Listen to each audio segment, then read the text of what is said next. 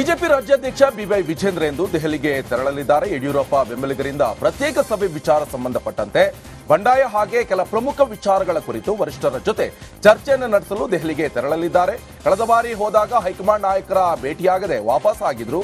ಹೀಗಾಗಿ ಇಂದು ಸಂಜೆ ಬೆಳಗಾವಿ ಅಥವಾ ಹುಬ್ಬಳ್ಳಿಯಿಂದ ದೆಹಲಿಗೆ ತೆರಳಲಿದ್ದಾರೆ. ಮತ್ತೊಂದು ಕಡೆ ಮಾಜಿ ಸಚಿವ ರೇಣುಕಾಚಾರ್ಯ ಹಾಗೆ ಇತರರು ದೆಹಲಿಯಲ್ಲೇ ಬೀಡ್ಬಿಟ್ಟಿದ್ದಾರೆ.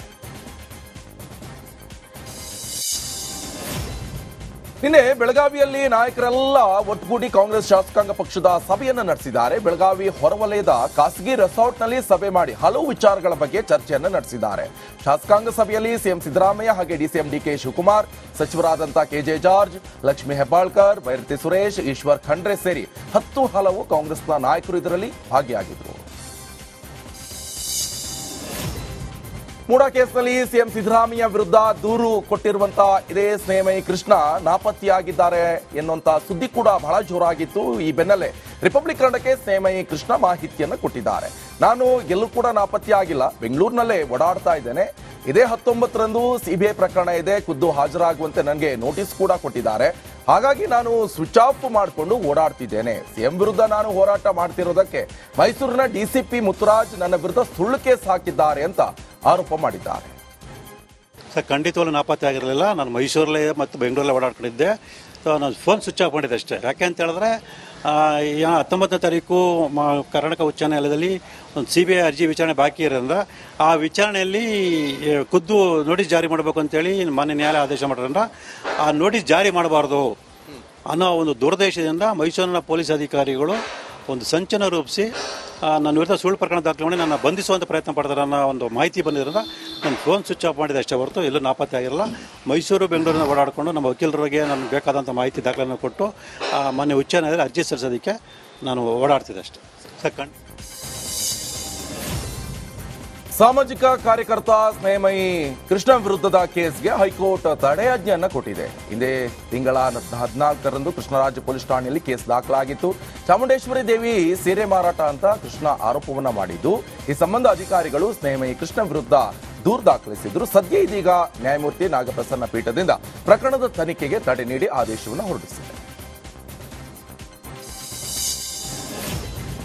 ಇತ್ತ ಸ್ನೇಹಮಯಿ ಕೃಷ್ಣ ಮೈಸೂರು ಕೃಷ್ಣರಾಜ ಪೊಲೀಸರು ಹಾಗೆ ಡಿಸಿಪಿ ಮುತ್ತುರಾಜ್ ವಿರುದ್ಧ ದೂರನ್ನ ದಾಖಲಿಸಿದ್ದಾರೆ. ಡಿಜಿಪಿ ಹಾಗೆ ಮಾನವ ಹಕ್ಕುಗಳ ಆಯೋಗಕ್ಕೆ ತನ್ನ ವಿರುದ್ಧ ಸುಳ್ಳು ಕೇಸ್ ದಾಖಲಿಸಿದ್ದಾರೆ ಅಂತ ದೂರು ನೀಡಿದ್ದಾರೆ. ಮುಡಾ ವಿಚಾರದಲ್ಲಿ ಕೋರ್ಟ್ಗೆ ಹಾಜರಾಗದಂತೆ ತನ್ನನ್ನು ಬಂಧಿಸಲು ಷಡ್ಯಂತ್ರ ಮಾಡ್ತಿದ್ದಾರೆ ಅಂತ ಆರೋಪಿಸಿ ದೂರು ದಾಖಲಿಸಿದ್ದಾರೆ.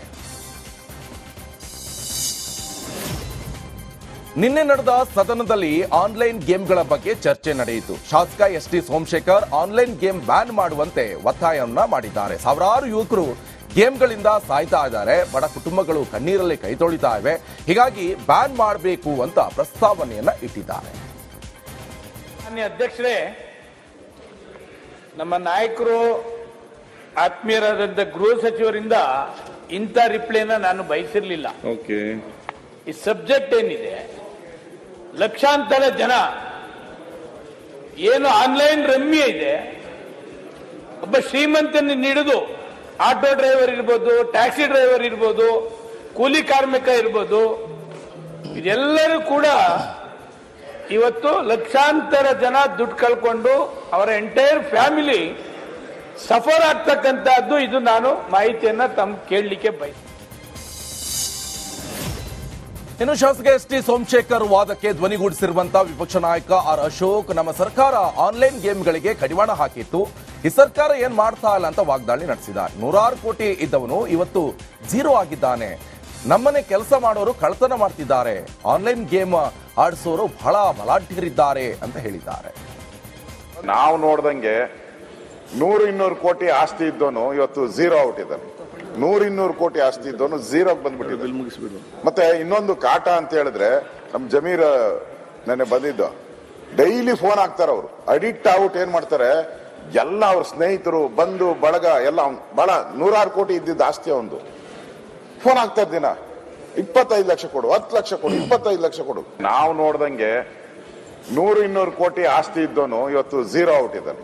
100-200 ಕೋಟಿ ಆಸ್ತಿ ಇದ್ದವನು ಝೀರೋ ಬಂದ್ಬಿಟ್ಟಿದ್ದಾನೆ. ಮತ್ತೆ ಇನ್ನೊಂದು ಕಾಟ ಅಂತ ಹೇಳಿದ್ರೆ, ನಮ್ ಜಮೀರ್ ನೆನ್ನೆ ಬಂದಿದ್ದು, ಡೈಲಿ ಫೋನ್ ಹಾಕ್ತಾರ. ಅವರು ಅಡಿಕ್ಟ್ ಆಗ್ಬಿಟ್ಟು ಏನ್ ಮಾಡ್ತಾರೆ, ಎಲ್ಲ ಅವ್ರ ಸ್ನೇಹಿತರು ಬಂಧು ಬಳಗ ಎಲ್ಲ ಬಹಳ 100 ಕೋಟಿ ಇದ್ದಿದ್ದ ಆಸ್ತಿ ಒಂದು ಫೋನ್ ಆಗ್ತಾ ದಿನ 25 ಲಕ್ಷ ಕೊಡು, 10 ಲಕ್ಷ ಕೊಡು, 25 ಲಕ್ಷ ಕೊಡು.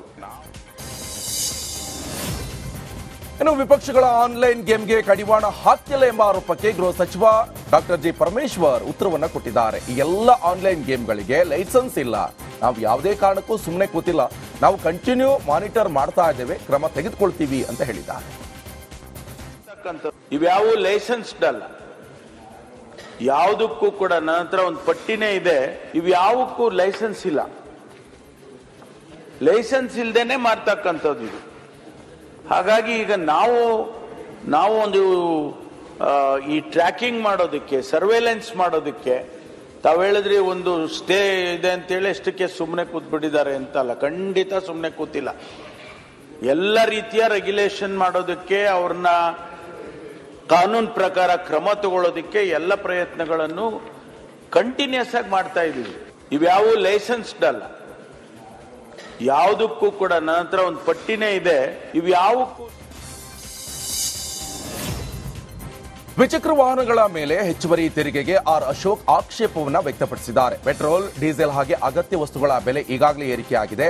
ಈಗ ಮತ್ತೆ ಯಾಕೆ ಬಡವರ ಮೇಲೆ ತೆರಿಗೆ ಹೇರುವಂತ ಕೆಲಸ ಮಾಡ್ತಾ ಇದ್ದೀರಿ? ಅಷ್ಟೇ ಅಲ್ಲದೆ ದ್ವಿಚಕ್ರ ವಾಹನವನ್ನ ಬಡವರು ಖರೀದಿಸುತ್ತಾರೆ, ನೀವು ಈಗಾಗಲೇ ಸರ್ಕಾರದಿಂದ ಬಡವರ ಮೇಲೆ ಬರೆ ಎಳೆದಿದ್ರು ಅಂತ ವಿಪಕ್ಷ ನಾಯಕ ಆರ್ ಅಶೋಕ್ ವಾಗ್ದಾಳಿ ನಡೆಸಿದ್ದಾರೆ. ಫೋರ್ ವೀಲರ್ಸ್ ಮೇಲೆ ಆಗ್ತಾ ಇದ್ದೀರಾ ಪದೇ ಪದೇ, ಈಗಾಗಲೇ ಹೊರೆ ಹಾಕ್ಬಿಟ್ಟಿದ್ದೀರಾ ಅವ್ರ ಮೇಲೆ, ಬರೆ ಹಾಕ್ಬಿಟ್ಟಿದ್ದೀರಾ, ಹೊರೆ ಅಲ್ಲ ಬರೆ ಹಾಕ್ಬಿಟ್ಟಿದ್ದೀರಾ, ಮತ್ತೆ ಬರೆ ಹಾಕಕ್ ಹೋಗ್ಬೇಡಿ. ನಿಮ್ದೇನ ಇದ್ರೆ ಸರ್ಕಾರದಿಂದ ಎಷ್ಟು ಕೊಡ್ತೀರಾ ಗ್ರಾಂಟ್ ಹೇಳಿ. ಆ ಬಿಲ್ ಬಂತಲ್ಲ ಈಗ, ನಾವು ಕಾರ್ಮಿಕ ಅವರು ಸರ್ಕಾರದಿಂದಾನು ಗ್ರಾಂಟ್ ಕೊಡ್ತಾ ಇದ್ದಾರೆ, ಪಬ್ಲಿಕ್ ಇಂದಾನು ಕಲೆಕ್ಟ್ ಮಾಡ್ತಾ ಇದ್ದಾರೆ. ಇದೇನಿಲ್ಲ one sided. 2 wheelers four wheelers ಮೇಲೆ ಇನ್ನು ಹೆಚ್ಚುವರಿ ತೆರಿಗೆ ಬಗ್ಗೆ ಆರ್ ಅಶೋಕ್ ಆಕ್ಷೇಪಕ್ಕೆ ಸಚಿವ ಎಚ್ ಕೆ ಪಾಟೀಲ್ ಸ್ಪಷ್ಟನೆಯನ್ನ ಕೊಟ್ಟಿದ್ದಾರೆ. ಈ ತೆರಿಗೆಯನ್ನ ಡ್ರೈವರ್ ವೆಲ್ಫೇರ್ಗೆ ಬಳಸ್ತೇವೆ ಅಂತ ವಿಧೇಯಕ ಪಾಸ್ ಮಾಡುವಂತೆ ಪಾಟೀಲ್ ಮನವಿ ಮಾಡಿದ್ರು. ಆದರೆ ವಿರೋಧ ಪಕ್ಷಗಳ ಆಕ್ಷೇಪದ ನಡುವೆ ಬಿಲ್ ಅಂಗೀಕಾರ ಮಾಡಲಾಯಿತು. ಅಧ್ಯಕ್ಷರೇ, ಈ ಹಣವನ್ನ ನಾವು ಈ marginalised sector drivers, auto rickshaw ಡ್ರೈವರ್ಸ್ಗೆ, ಟ್ಯಾಕ್ಸಿ ಡ್ರೈವರ್ಸ್ಗೆ, ಮ್ಯಾಕ್ಸಿ ಕ್ಯಾಬ್ ಡ್ರೈವರ್ಸ್ಗೆ, ಬಸ್ ಡ್ರೈವರ್ಸ್ಗೆ, ಪ್ರೈವೇಟ್ ಸೆಕ್ಟರ್ ಇವ್ರಿಗೆ ನಾವು ಉಪಯೋಗ ಮಾಡ್ತೀವಿ ಇದನ್ನ, ಈ ಹಣವನ್ನು. ಆದ್ದರಿಂದ ಇದೊಂದು ರೀತಿ ವೆಲ್ಫೇರ್ ಮೇಜರು ಹೌದು. ಅದಕ್ಕೆ ದಯಮಾಡಿ ಇದನ್ನು ತಾವು ಒಪ್ಪಿಕೊಡ್ಬೇಕು ಅಂತೇಳಿ ಹೇಳಿ, ಆಮೇಲೆ one time at purchase of vehicle ಇದು. It is not regular every year. One time.